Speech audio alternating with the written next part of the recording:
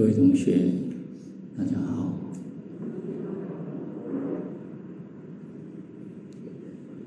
小菩萨有没有少一点？好像有，可能有些往生散去了。我们听闻经典嘛，那有几次呢，在这边，他们说录音有时候也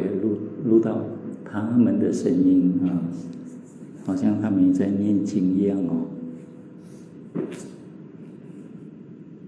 问你们一个问题哦，你们喜欢念经多一点，还是喜欢听开示多一点？很为难哦，不为难啊。哎呦，你们要回答念经多一点，好吗？为什么呢？第一呢是念经，你们是念佛说的，然后跟佛菩萨交流，对不对？听开示呢，听一个人讲的，一个凡夫，然后跟你们讲一些这个世俗的事情，然后偶尔讲一点佛法，但常常发现好像俗事比较多，佛法呢少一点。你们念经的时候，全部都是佛法，所以你们应该念经，喜欢念经多一点啊。而且呢，如果你们这样讲呢，我也会更放心一点因为念经功德比较大而且当你们念经的喜欢多一点的话，那我们整个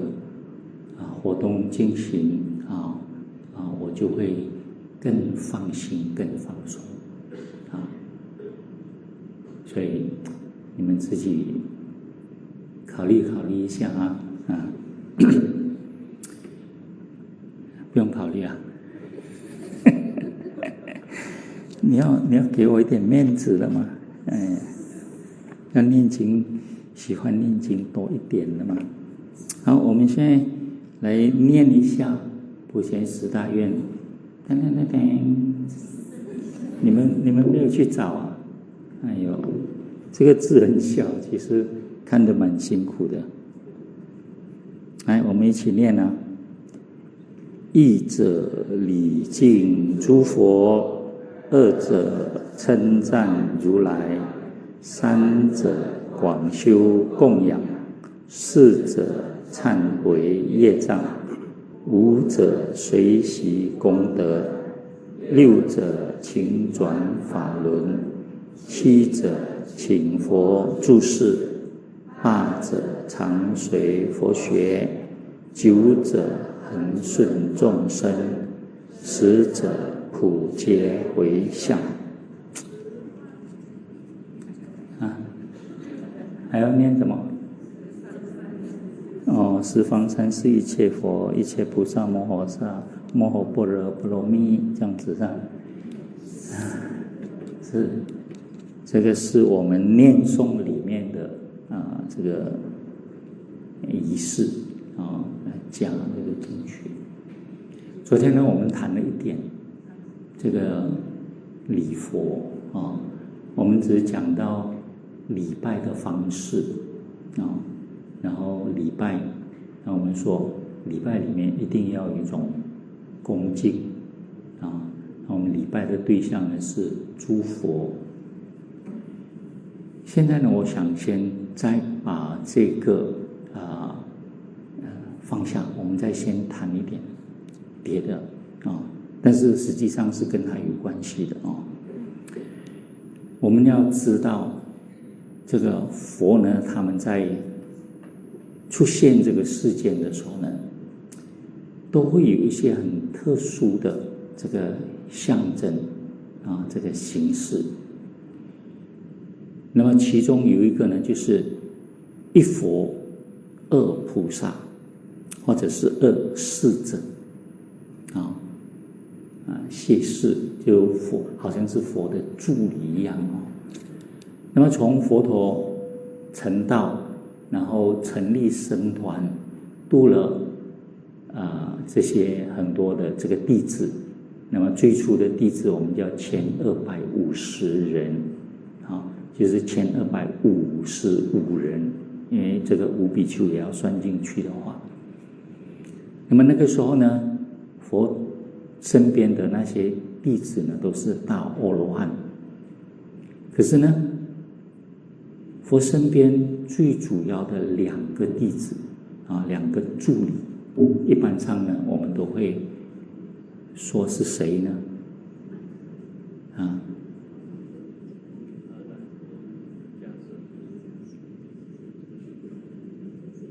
舍利佛和目犍连佛陀最早在弘扬佛法的时候呢，舍利佛和目犍连呢是最重要的2个弟子。那么这2个弟子呢，在佛陀弘法的时候呢，扮演了他们重要的这个角色。尤其舍利佛第一座精舍供养佛陀的精舍呢，其实就是舍利佛呢去把这个事情呢处理好的因为呢这个长者要供养回到那边跟国王讲了，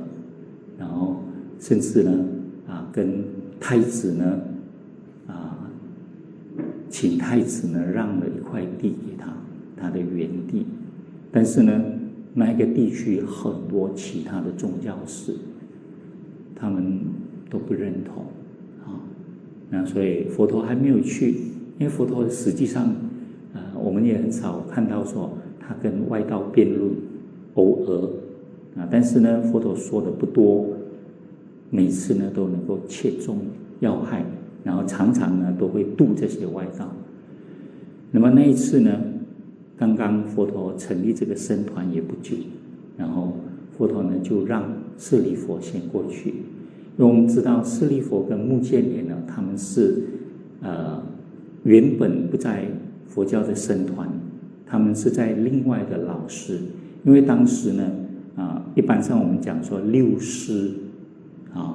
6师就是有6个老师但是我们平时经典里面讲他们是外道我们的经典也有时候会加这样的贬义词。本来外道也不算是很贬义，但是我们现在一讲外道，就好像我们很厉害，别人不厉害这样我们是内道，他们是外道我们是内学内明实际上我告诉你们，我们很多佛教徒也是外道为什么呢？简单的说，心外求法就是外道。你们很多还不是心外求法嘛？哪有往内心去修的？但是呢，当时的一种习惯的用词，甚至佛教后来我们的经典论点结局了以后呢，也经常用。当时用呢，当然多多少少还是有点贬义，不过就是反映当时的这个情况当时除了婆罗门是最主要的这个宗派宗教，就是它其实是普及整个印度，是印度文化的整体或者核心有像我们讲中国文化，那一般上就讲儒家，对不对然后印度的文化是宗教文化，所以他们婆罗门的文化呢是非常深入的，甚至佛陀很多弟子呢，他们在日常生活里面还是属于婆罗门的教徒，只是他们受了三皈五戒，然后就皈依了佛，然后受了五戒呢，去实践一些佛法所以当时呢，这些教派很多。那么我们看到经典，或后期的论点把他们归纳叫做六师，就是6个宗派。这6个宗派是比较主要的，而且呢，可能在社会上也有他们一定的这个地位那么这个6个宗派呢，有一些跟婆罗门教的教义很接近，那有一些呢是他们有一些独特的看法，反正就是各师各法，有各种不同的这个思想。那么有一些呢是因为认为婆罗门的一些教规或者是一些理论呢不那么好，他们就成立。但是在印度呢，当时基本上都是被接受，而且很多这些6师呢，他们的门徒也很多，然后有一些甚至是非常苦行的其中有一些非常苦行的，好像有一个宗派很苦行。那么在印度当时他的地位，他的教主的地位呢，跟佛陀差不多相当的他是叫做大雄。你们听到这个名字有没有觉得好像很熟大雄宝殿，这个你们想这个佛教的很好。大雄是什么？就是大英雄好像是叫做什么马哈维拉，熟不熟这个名字不断维拉，对不对？对，英雄那这个大雄，后来我们宝殿也放大雄，就是大英雄那么这个讲大雄的时候呢，可能你们还是有另外一个印象有没有？再想一想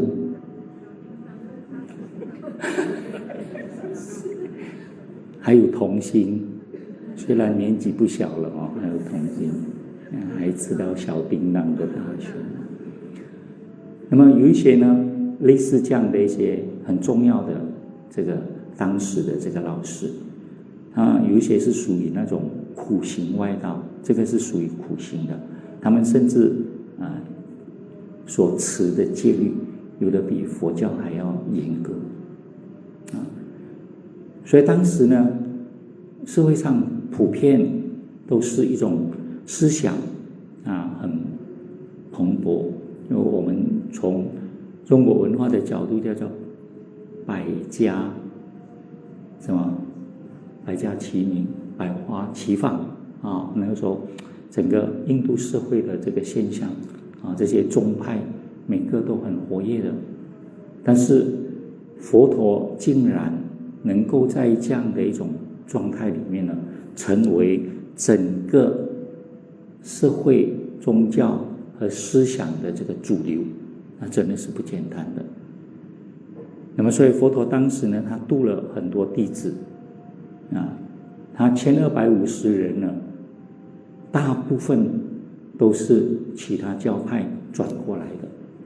那舍利弗和目犍连就是他们原本就是一个老师很杰出的学生，后来发现说这个老师教的东西他们已经学完了，但是还没有找到让他们能够解脱的学说和修行后来有一个因缘听到佛陀的5比丘里面的这个马僧比丘讲了简单的一句话诸法因缘生，诸法因缘灭你们听了吗？听了有什么反应？你看有没有一个人有反应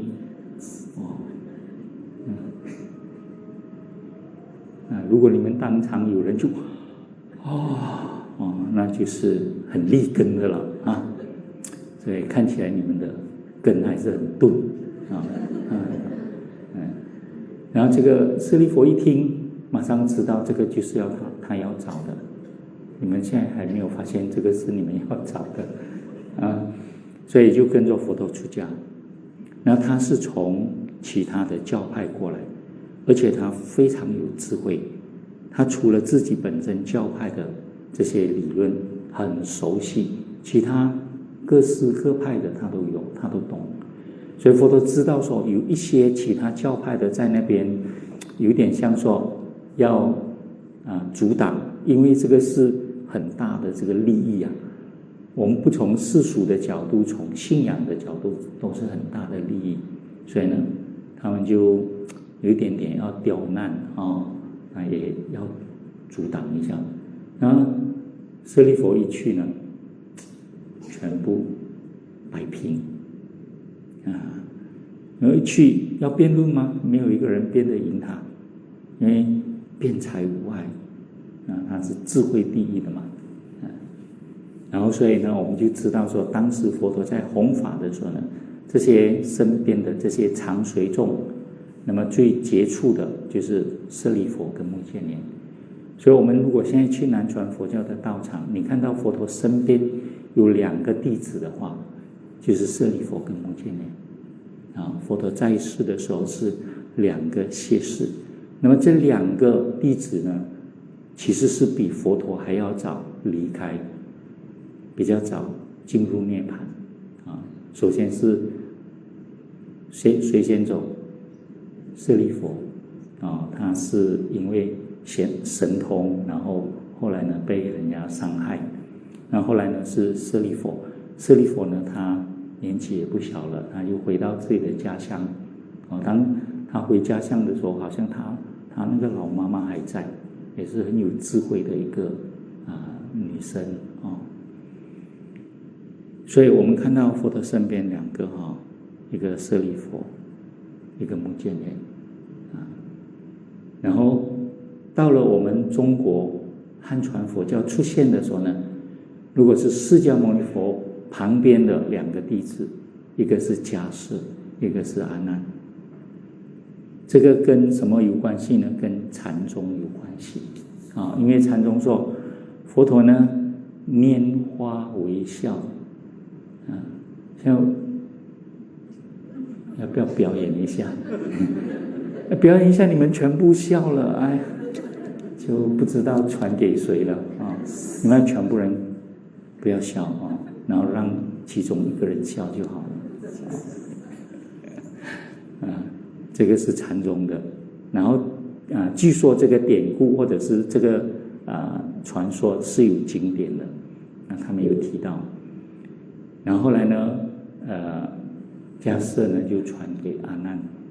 然后就下去慢慢传，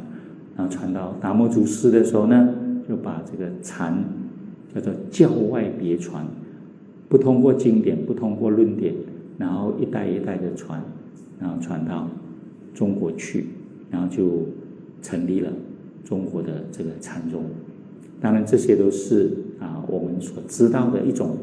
普通的这个常识。那么常识里面呢，还有更多的知识，还有一些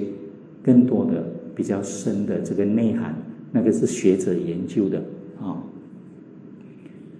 那么这个是我们看到的佛陀身边他的声闻弟子的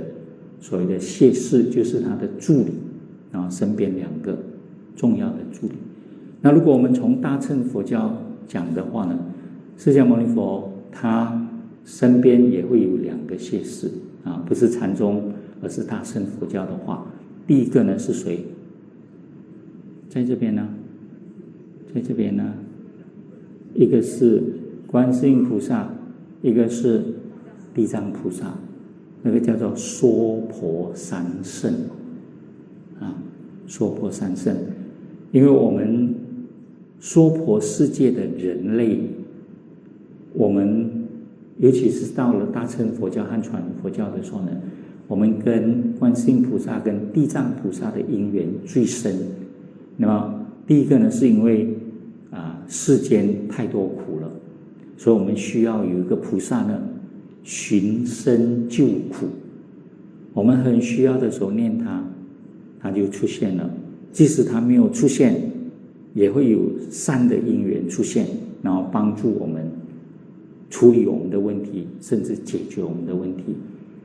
所以如果你们呢在修行的道路上，或者是在日常生活中碰到有什么问题的话，有多念观世音菩萨，一定会有感应千处祈求，千处应嘛，对不对？苦海常作渡人舟，对不对？然后观世音菩萨普门品里面还有楞严经里面讲了30几个化身，哇，好像我们身边的都是那一些呢，知道我们需要学佛就来接引我们，需要知道我们有困难就来接引我们的，就是观世音菩萨的化身。哇，有千百亿化身了，所以我们在现实生活中真的很需要这种力量，然后从外而内。如果你一直往外求，你又变成外道了，知道吗？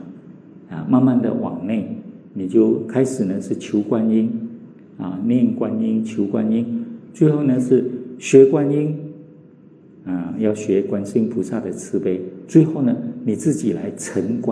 为观音，你就变成观世音菩萨的化身了。因人家需要帮助的时候，你去帮，你就是观世音菩萨千百亿化身里面的一个。你看佛教的这个学习从外而内，然后呢再由内而外，哇，这个整个这个运作整个